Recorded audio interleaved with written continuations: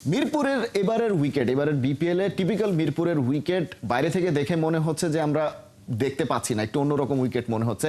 আপনার অবজারভেশনটা কি এবারের বিপিএল এর মিরপুরের উইকেট নিয়ে, যেহেতু আপনি খুব কাছ থেকে বিষয়টা পর্যবেক্ষণ করছেন? দেখেন, আমি সবসময় বিলিভ করি যে আসলে গামিনী ভালো একজন কিউরেটর, কারণ সে চাইলে ভালো উইকেট তৈরি করতে পারে।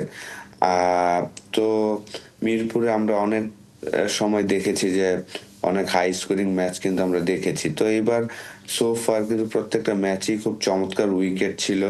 যেমন কালকেও চিটাগাং যখন খেলতে যাচ্ছিল, তাদের ওনার কিন্তু বলছিল যে আজকে হয়তোবা লো উইকেট হবে, কিন্তু আমি কিন্তু ওনাকে বলেছিলাম যে না, উইকেট কিন্তু ভালো হবে। কারণ উইকেটে যেহেতু ঘাস ছিলেন, লাইভ ঘাস ছিল, রোল ভালো করেছেন।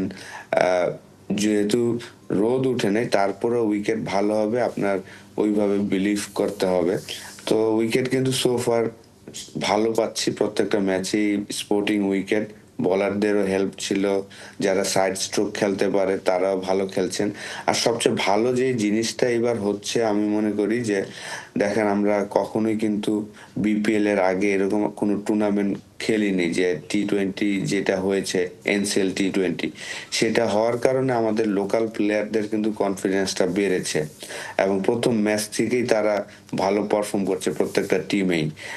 আগে যেটা হতো যে 3-4টা ম্যাচ লেগে যেত যে আমাদের প্লেয়ারদের পারফরমেন্স করাটা, কারণ তারা 4 ডে ক্রিকেট থেকে এসে তারপরে এই টুর্নামেন্টটা খেলতো। তো এবারের পজিটিভ দিক যেটা আমি মনে করি যে বিপিএল এর আগে এনসিএল টি-20 খেলাটা আমাদের লোকাল প্লেয়ারদের জন্য একটা পজিটিভ দিক।